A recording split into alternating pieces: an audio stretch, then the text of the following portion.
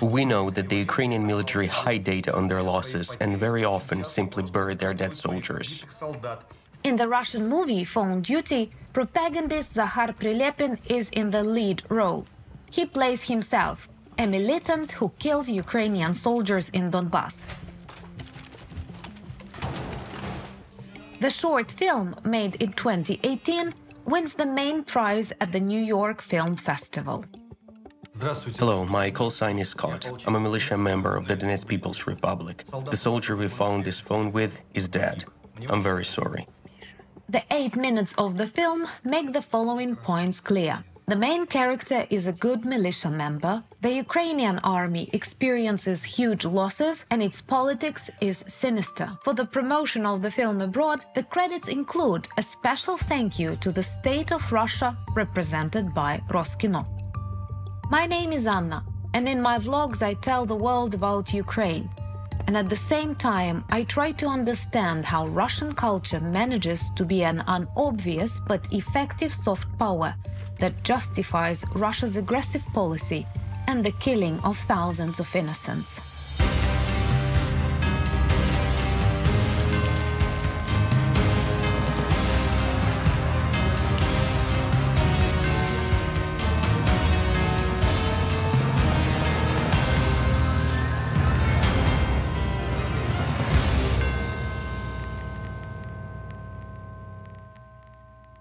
Cinema is a special kind of art. It is close to us and understandable, easy and accessible. The world of cinema often is more beautiful and seems more convincing than the reality. Artistic reality wins over the real one. No wonder cinema occupies a special place in the propaganda system. People don't perceive anything like moving pictures. I mean videos, movies. The whole world watches movies. The whole world loves good movies. And the whole world, watching good movies, stops thinking. Emotions prevail. Everyone stops thinking. Is this movie true? Or is it something that someone would like us to believe? This is very important, especially today when social networks use a lot of videos, even if they are short. TikTok, Instagram. All of these have actually become a battlefield of truth versus lies. And Russia, of course, uses it to perfection. From the first days of the invasion, the Western cinema world demonstrated support to Ukraine. The biggest Hollywood stars recorded videos and came to Ukraine. What is Russian propaganda doing? It is deceptively using American actors to discredit Ukrainian President Volodymyr Zelensky. The Cameo platform allows you to order video messages from famous people for money. For example, birthday greetings. Using this service, at least 6 Western stars were asked to record video messages addressed to a certain Volodymyr, urging him to get treatment for drug addiction. The videos were then edited to make them look like they came from the actors' Instagrams, and they were sent to social media.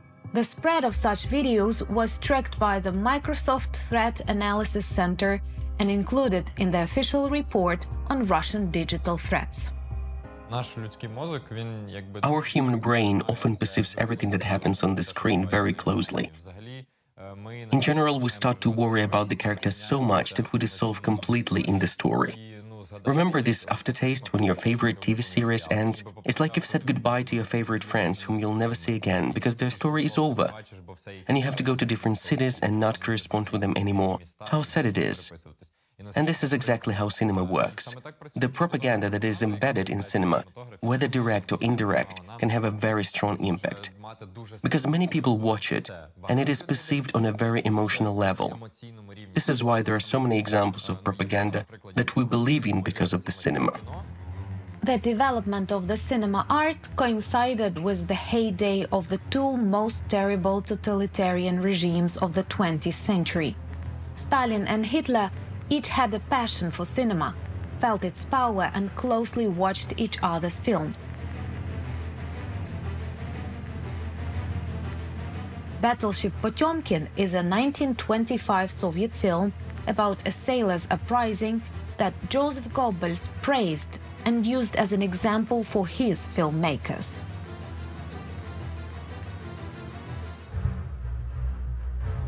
In the evening we watched Potemkin.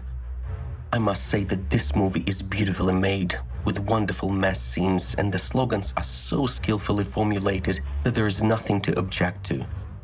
This is what is really dangerous about this movie. I wish we had a movie like that. Within a few years, the Reich had its own talented film propagandist, Leni Riefenstahl. She used 35 cameramen, 30 cameras, and 170 assistants on the set of her film Triumph of the Will to make a large-scale, carefully rehearsed film look like a documentary. The work is considered the best example of propaganda cinema of all time.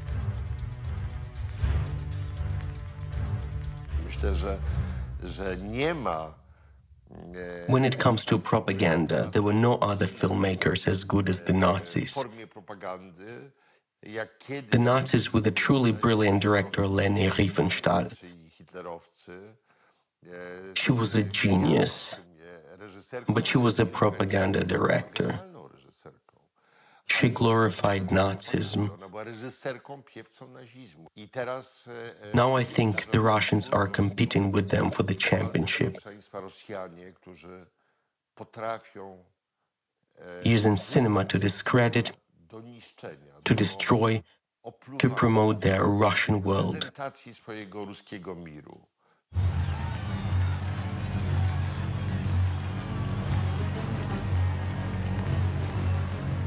So those are kind of the basics of propaganda.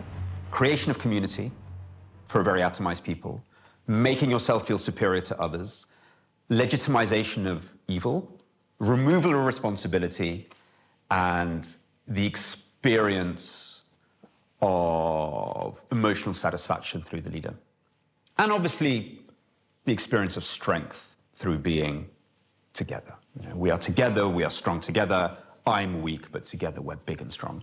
In the 30s, the anti-Bolshevik film Battleship Sevastopol was released in Germany. In the USSR, it was Sergei Eisenstein's Alexander Nevsky, in which the Russian army defeated the Teutonic Order. But in 1939, the USSR and the Reich signed a treaty of friendship.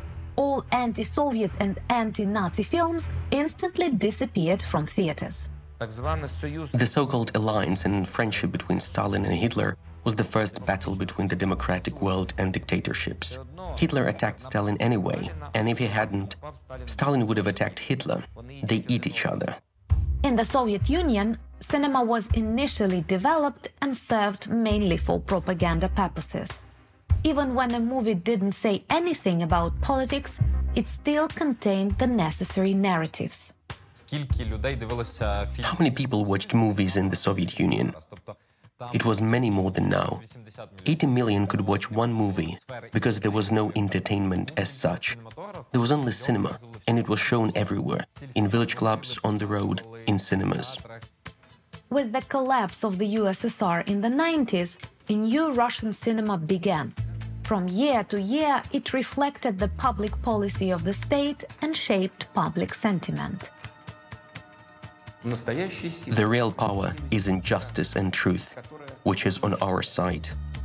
In his speech before the invasion of Ukraine, Russian President Vladimir Putin reflects on what true strength is. Does it remind you of anyone?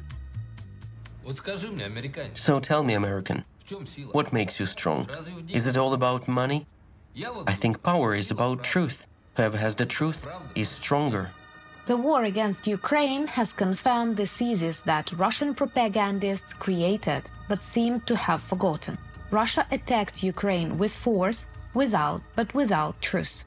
You bastards will answer me for Sevastopol. The film Brother, and even more so Brother 2, directed by Alexei Balabanov, have become a reflection of the Russian worldview, where a simple Russian guy with a gun in his hands defeats all enemies in a foreign and hostile America.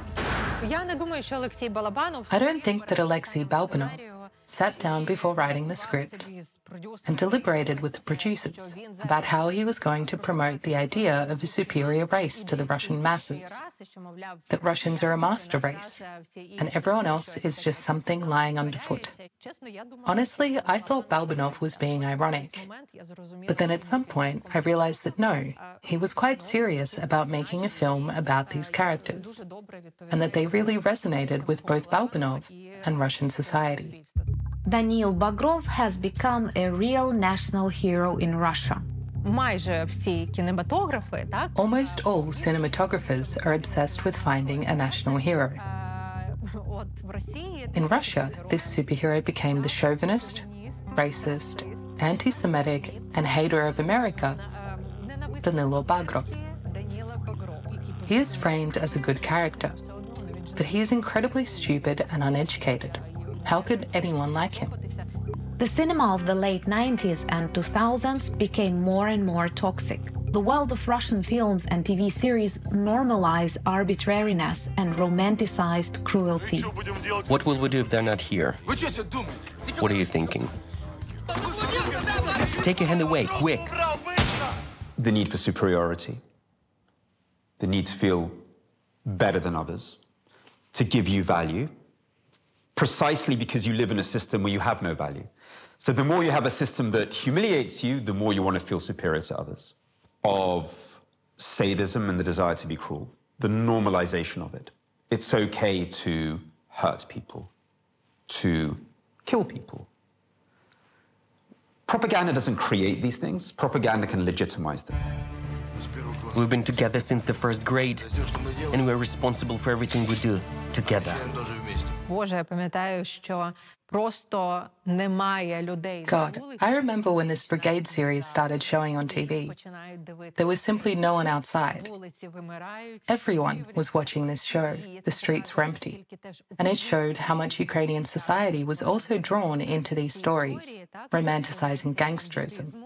The romanticization of banditry might not be mentioned as a trend. Perhaps this was the reflection of the social system at the time. But more than 20 years have passed. In 2023, the TV series The Word of the Kid, about street gangsters of the late 80s, broke viewing records in Russia.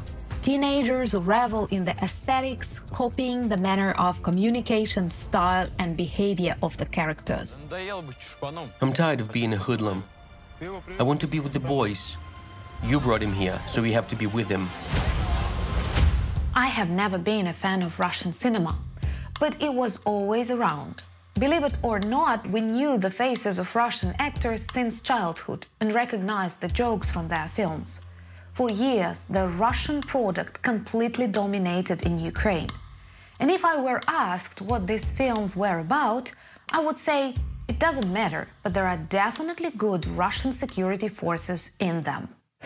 From the creators of the blockbuster Cops, the new movie, National Security Agent, watching the VHS. Mikhail Porechenkov is Russia's favorite national security agent. In 2014, he fired a machine gun for fun, just like in his TV series. But in this video, he is shooting at real people. Wearing a helmet with the inscription "Press", Porechenkov aims at the position of the Ukrainian military in the Donetsk region. The People's Artist of Russia is a strong supporter of Putin and war to this day. Not a step back. Keep the line. There was no order to die.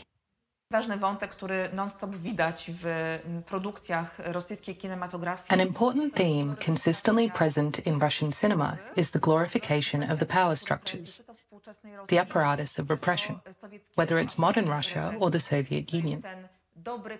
This portrays characters like the noble KGB agent or the virtuous FSB officer who does nothing wrong. They are portrayed as patriots who protect the people from enemies and defend the country from destabilization. This is the content that is presented to Russians in popular culture. The films make the viewers believe that Russia is constantly threatened by Western intelligence services and domestic agents. In this way, the necessary concepts are formed in the collective consciousness: Russia's superiority, the need for a strong hand, and the hatred of the West. Just can't allow the Russians to take control and become lords of this part of the Black Sea. Mr. Jones says you must intensify your efforts. We can't let the Russians have the upper hand in the Black Sea, as if we didn't know that without you. When in 2004, during the Orange Revolution, Ukraine decisively turned away from the vector desired by Russia, the reaction, namely the negative portrayal of Ukrainians, was not long in coming. Already in 2006, in the TV series Autonomous, Ukrainians were deliberately portrayed as enemies. In the series, Ukrainian spies, on the instructions of their American patrons, counteract the valiant Russian Black Sea Fleet. The caricatured orange rallies here are definitely paid for. The nationalists are full of overt threats and Russophobia. And is it a coincidence that the events of the movie take place in Crimea? There were 8 years left before the annexation of the peninsula, which Russia, as we can see, used to fuel anti-Ukrainian sentiment through mass culture. The first time the government became seriously interested in history politics was the Orange Revolution in Ukraine, which was considered a threat to Russia's imperial interests. It was then decided to work more intently on the issue of how to treat history and how to use it to achieve political goals. 2007, the series Liquidation, directed by Sergei Ursulak. The plot is based on the struggle of the Soviet authorities against gangs in Odessa after the Second World War. The country is rising from the ruins, and you have some bastards blowing up your railroad? What a mess you have in Odessa. Who did the NKVD fight against? With the Benderites in the forest near Odessa? Some of our citizens find this ridiculous, but some of our citizens also believe this, and 100% of Russian audience believe it even more. A person who doesn't drink is either sick or a scumbag. This is a Ukrainian actor Ostap Stupka playing a Banderit in the 2010 movie We Are From the Future. He portrays this incredibly caricatured villain. Cruel, stupid. Everything that the Russians could think of to depict and discredit the Ukrainian national liberation movement, they put into the character played by Ostap Stupka. And he, a Ukrainian actor, played this role. His son Dmytro also starred in the movie. I think that our society was quite infantile until 2013. Few people understood the consequences of their actions. Few people understood how propaganda works. Few people understood the true intentions of the Russians. I mean myself as well. More or less now, I think there is an understanding that this is bad. Until 2014, the Ukrainian and Russian film production markets were closely intertwined.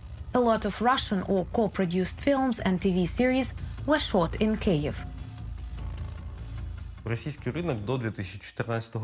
Until 2014, many producers and festivals considered the Russian market to be one of the key markets. So if we talk about co-productions, the first idea was, let's do something with the Russians. This applies to feature films, TV series and festivals. If you look at the results of the film project competitions organized by the Ukrainian State Film Agency, most of the co-productions were co-productions with the Russians.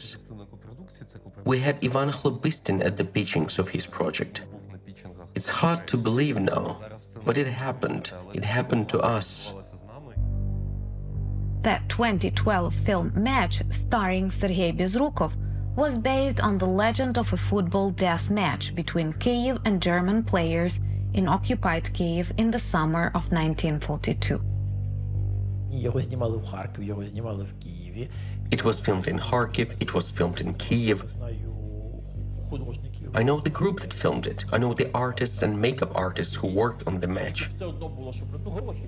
They didn't care. It's money, it's salary for the film crew.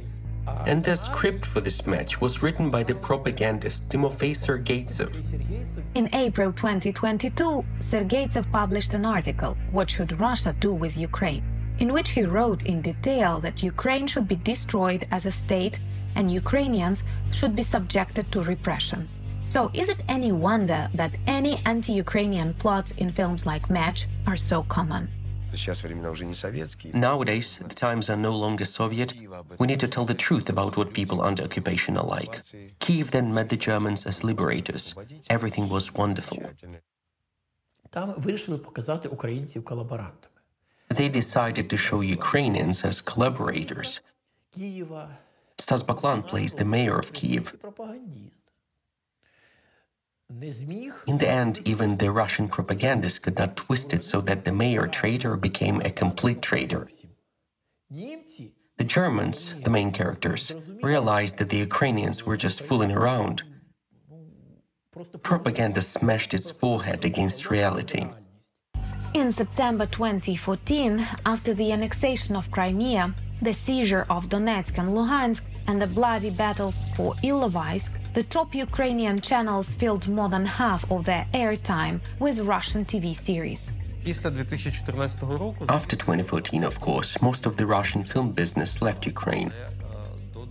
But until 2022, there was a large series production here, where Kyiv was disguised as CTN, meaning without any obvious signs that it was Ukraine, just a province of Russia. Ukrainian actors were given secondary roles, and Moscow and St. Petersburg actors played the main roles. 98% of the Russian TV series that were filmed in Ukraine with Russian actors in the lead roles, with Ukrainian actors in the secondary roles and extras. The scripts were written in Ukraine by Ukrainian authors. The price proportion was 5 times less than in Russia. That is, if you write a series for $25,000 in Russia, you get $5,000 in Ukraine, and you are very happy about it. The co-production of the series stopped only because of Russia's full-scale attack on Ukraine. Russian actors who came to work in Kyiv until February 2022 did not come to the defense of their yesterday's colleagues and friends in Ukraine. They either support the so-called special military operation or remain silent about the war. The sphere of cinema, which is ideal for propaganda, could not stay away from Russia's games of rewriting history. It is easy to see how the plots of historical films are aligned with Kremlin's current ideology and interests. Russian cinema is trying to construct the continuity of their imperial history and show the civilizational difference from the rest of the world. The epic film Viking demonstrates the historical continuity with Rus that Russia wants to have. They hadn't been able to find money for this movie since 2009. Suddenly, in 2015, after the annexation of Crimea, they found it. And they made a movie that ideologically justifies the claims to the peninsula. The film tells the story of the Grand Duke Volodymyr, but somehow it forgets to tell about him as the Prince of Kyiv. Kyiv in the movie is a barbaric, dirty village, whereas Korsun, also known as Sevastopol, is an enlightened metropolis. Volodymyr's enlightenment and conversion to Christianity takes place in the Crimea, and this is where the bright future begins. Most of what we know about human history is not science or facts. It is how it has been told in movies, in culture. And we believe in storytelling, what is now called narrative, plots, human stories that are lubricated with emotions. And of course, it is a very, very influential tool for propaganda. In popular culture, one topic that deserves attention is the discrediting of the idea of revolution. This clearly distinguishes the Russian narrative from the Soviet one, for which revolution was a cornerstone of its identity. Today, for Russia, revolution is associated with color revolutions. Revolution is seen as a bad thing. Around the centenary of the October Revolution, there were many TV series and films that discredited the very idea of revolution, ridiculing it and showing that revolution, above all, harms the state and its interests. The movie about the Decembrists called the Union of Salvation has many allusions to Russia today. The Decembrists are portrayed as reckless young officers who do not understand the Tsar's reforms and organize a conspiracy. Against their background, The monarch, Nicholas I, is a true statesman, strict but fair, and his cruel actions always have a higher purpose: to maintain stability and prevent civil war.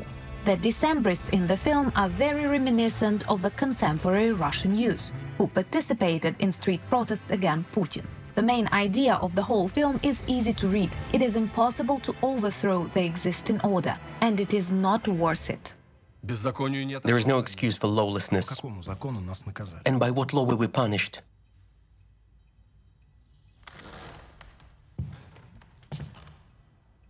The will of the emperor is the law.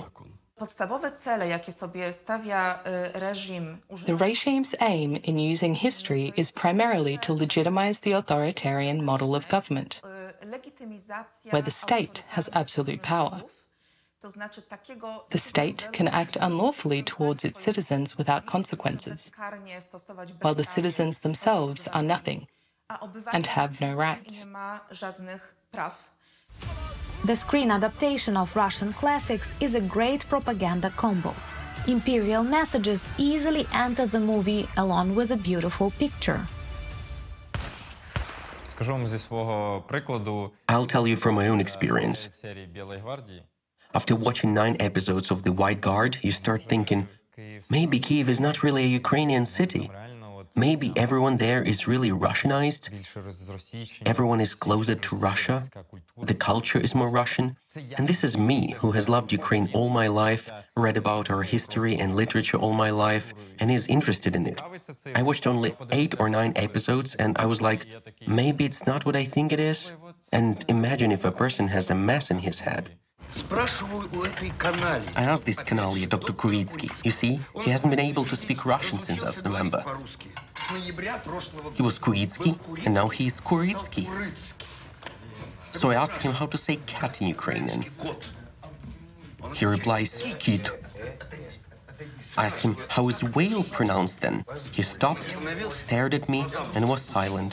And now he doesn't bow to me.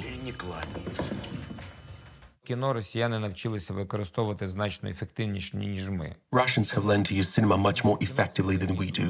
Why? Because cinema is a big industry, and it requires a large number of native-speaking viewers. On the other hand, you need to have a lot of money, because today movies cost millions of dollars. They're not always easy to find in small countries, and big countries can afford them. This is a huge machine aimed at supporting imperial views among the population and spreading these ideas to other countries, especially those where people understand and speak Russian. Every year, Russia produces more than 100 feature films, 120 television movies, and at least 150 TV series. Millions of dollars are spent from the federal budget every year to support both mass films and films claiming to be elite, and which raise questions too. Russian influence through international film platforms is also a dangerous manifestation of Russian propaganda. European film festivals are part of the intellectual life of the society. It is a place where politicians and businessmen gather. The film business itself is made up of people who are involved in culture. These are usually people who mean something in this society. Russians have worked for many years to be inside this film beaumont. There was Tarkovsky, Sukurov, and Zvyagintsev. They have a system of building these star directors, supporting them and presenting them at the festivals. This is a thing that seems to happen by default, but it doesn't. It is not obvious at first glance, but the tradition of representing the Eastern European region with works by Russian directors also fits into the logic of Russia's imperial dominance on this entire territory. Most of the people who selected films from Eastern Europe, Poland, Ukraine, Hungary, for the festivals were Russians. And so these Russian selectors, of course, kept focus on their compatriots, on Russian directors. For example, the Ukrainian film The Tribe by Miroslav Slaboshpitsky was not allowed to be included in the main program of the festival because the main program was occupied by Russians. We were told that we already have films from these territories. We already had Zvyagintsev and some other Russian directors who had registered in Cannes. In the spring of 2022, after Russia's full-scale invasion of Ukraine, the Cannes International Film Festival screened Tchaikovsky's Wife by Kirill Serebrennikov. According to the organizers of the Cannes Film Festival, everything necessary was done to criticize Russian aggression. The war in Russia was publicly condemned, the Russian delegation was excluded from participation, and Russian journalists were denied accreditation. But there was still a Russian film in the program. One film by one director who was labeled a dissident. When we talked about the Cannes Film Festival in 2022 at the European Producers Club, of which I am a vice president, we said, we understand your position that each person should be evaluated separately, that a single director can be a decent person. This is true. But we can't imagine any kind of honoring a Russian film at such a time, even if it was the best director.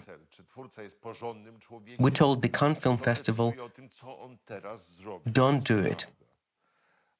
Don't invite Russian films, because it's an insult to Ukraine. It's an insult to all of us. Do you want us to applaud when this author comes out? Do you want us to applaud after his movie? It's inappropriate. What's the result? At the press conference, Serebrennikov called the boycott of Russian culture intolerable and said that not only Ukrainian families need help, but also Russians whose lives have been destroyed. Sometimes Russians are not treated very well in connection with these events, with the war that Russia is waging. That's why I would help those people who died, Russian people who died in Ukraine, because they may have been victims of propaganda and went there to fight. But these families who were left without breadwinners are also a nightmarish tragedy. At the moment when Ukrainians are dying in their homes, the Russian director calls for help for Russians who are suffering because they went to kill Ukrainians on their land. Through the only window that remains open to Russians, they have conveyed neither apology nor remorse. We even told the Cannes Film Festival, you see, we warned you that you could become complicit in this Russian propaganda. Today, such Russian views are unacceptable. I hope that this story with Kirill Serebrennikov will become a lesson. It teaches those who do not want to hear what the essence of Russian culture is today. This culture is 100% controlled by Putin and his ilk. No one has the opportunity to make independent films in Russia. I think that Serebrennikov at the Cannes Film Festival in 22 simply confirmed the messages that we've been delivering to the Cannes Film Festival, that there are no real dissidents in Russia. I don't see any such dissidents among the directors, because they all received state funds. They're all somehow the conductors of this Russian culture. They are all essentially imperialists. Serebrennikov, who took Abramovich's money to make his movie Tchaikovsky's Wife, simply did a disservice to his colleagues, because after Serebrennikov made his appearance at the Cannes Film Festival, I didn't see any more great Russian directors in the competitions of major festivals. Condemning the war, but doing nothing to prevent it or stop it. The government is to blame and ordinary Russians can do nothing. This is a convenient thesis for the Kremlin, that the protest or the struggle for their rights is useless, And this line is also being pursued through cinema.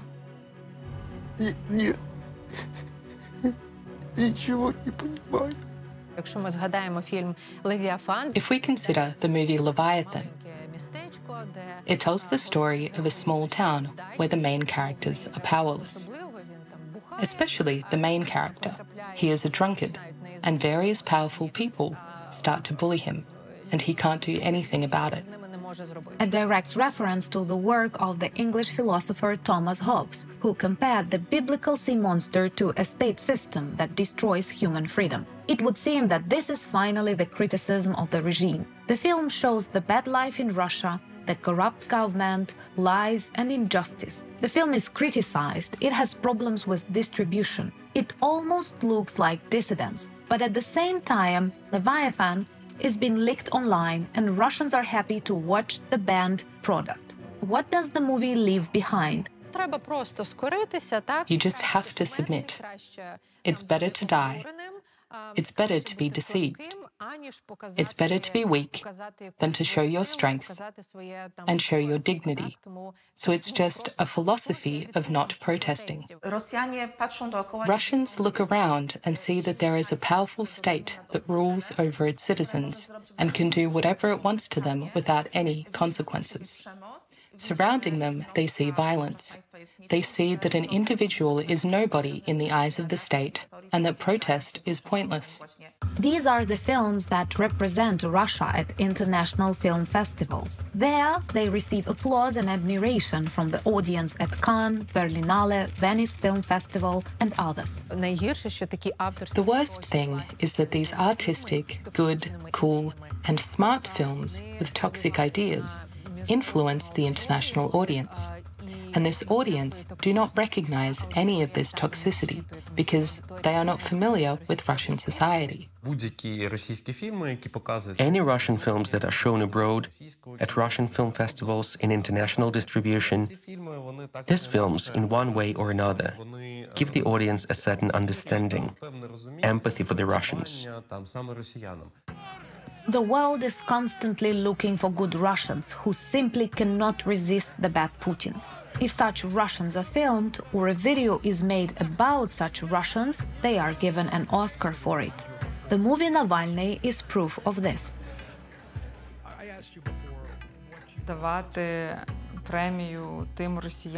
Giving an award to Russians who supported this imperial policy for years and are now behind bars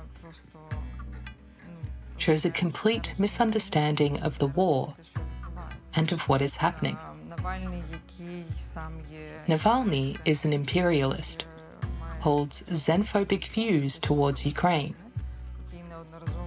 has repeatedly denigrated Ukraine, and, interestingly, for years, did not care how Russia behaved towards Ukraine.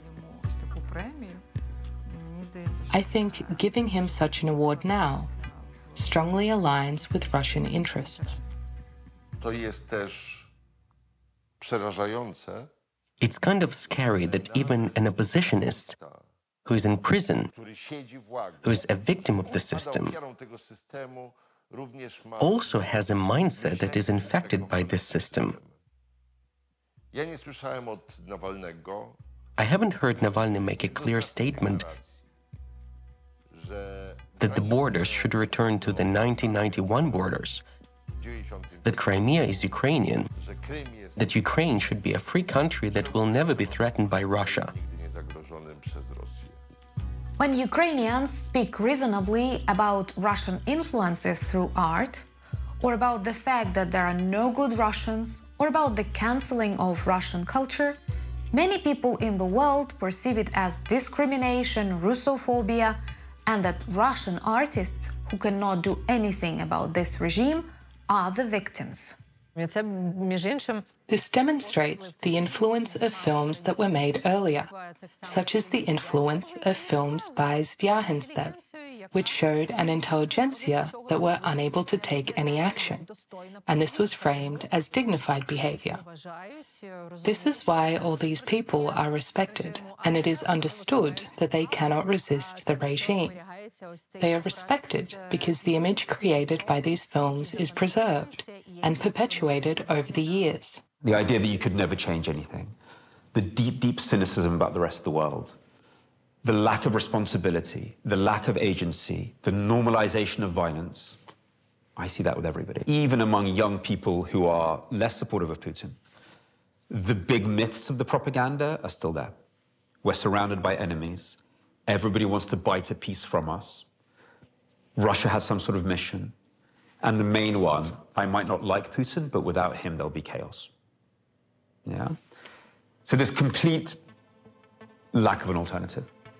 In a healthy, civilized society, cultural figures are the moral authorities, who are the first to warn against taking the wrong path. People have been trying to reach these leaders of public opinion in Russia since the first days of the war. Nikita Mikhalkov is one of the most famous and well-known Russian directors in the West, winner of an Oscar, Palme d'Or, and Grand Prix at major festivals. We bear a gigantic blame for what is happening in Ukraine today. A gigantic guilt. For 30 years, Americans raised our children. For 30 years, they have been raising military personnel. And a frivolous attitude, like, where are they going to go? The gas is coming. We, with our own hands, with our carelessness, and with the feeling they would not go anywhere, led to the fact that not only did they leave us, but they're actually waging a third world war against us. For me, this is a great personal disappointment. I know how many people watched Nikita Mikhalkov's Burned by the Sun, and we all thought he was a good director, an artist.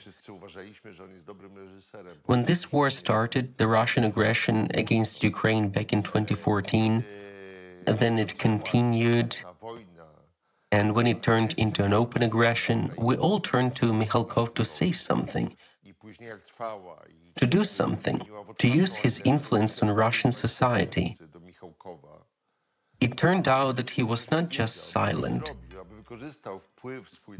He served as a propagandist, and it was terrible. Cinema unites, so Russians need cinema, they say in Europe. In 2023, the delegation of the European Union returned the European Film Festival to Russia, which was cancelled in 2022 due to Russia's military invasion of Ukraine. The European ambassador's welcoming speech contained 2 paragraphs of text about great Russian culture and not a word about Russia's ongoing aggression. It is obvious that some European countries, many countries in other parts of the world, believe that we need to have a dialogue. We should not close the door. We should show that we are not your enemies. Politicians are doing all this, but we are with you. We understand what we are talking about. And this is a completely wrong position from my point of view, because there can be no dialogue with the torturer. The executioner must be punished, and then a dialogue is possible. The unifying magic of the movie screen works even in difficult times, writes Ambassador Roland Galurok. Russians know this already. With the beginning of a full-scale war in Ukraine, new propaganda films on a given topic appear. They have already made a feature film about Bucha. And sometimes people don't distinguish between documentaries and fiction films. Moreover, fiction films have storytelling, drama, emotion, and you want to believe it. Witness is the first Russian feature film about the invasion of Ukraine. The film centers on a fictional character named Daniel Cohen, a famous Belgian violinist who came to Kyiv on tour in February 2022. Cohen witnesses a series of inhuman crimes and bloody provocations by Ukrainian nationalists. As a witness to these unspeakable horrors, Cohen is going to tell the world the alleged truth about the conflict. I will tell you how it really was.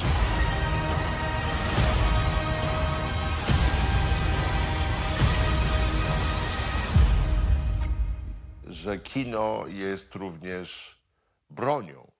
Cinema is also a weapon. Cinema is as powerful a weapon as the biggest gun, or the biggest aircraft, the most dangerous aircraft.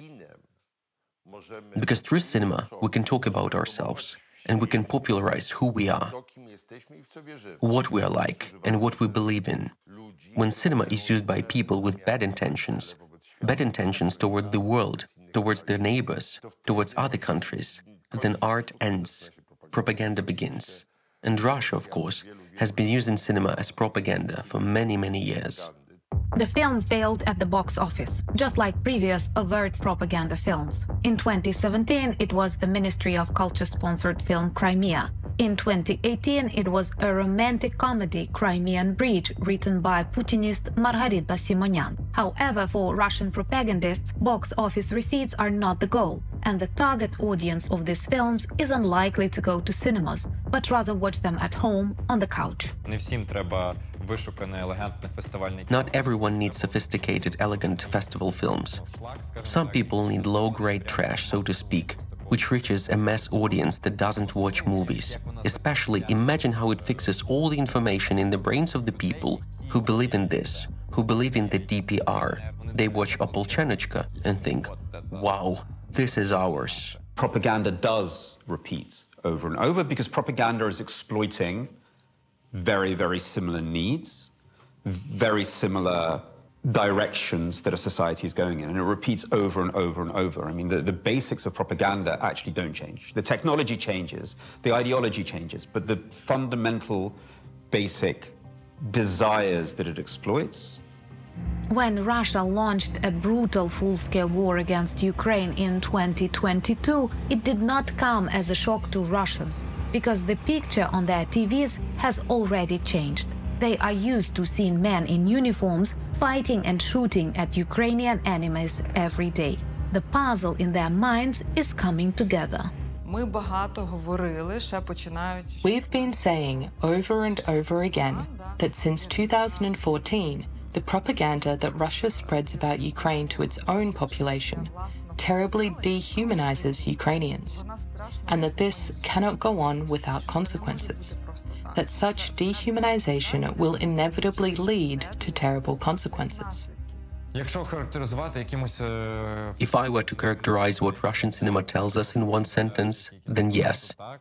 It is a kind of a story of a Russian person who is mysterious, who is incomprehensible to everyone in the world, but who is so truthful because the power is in the truth.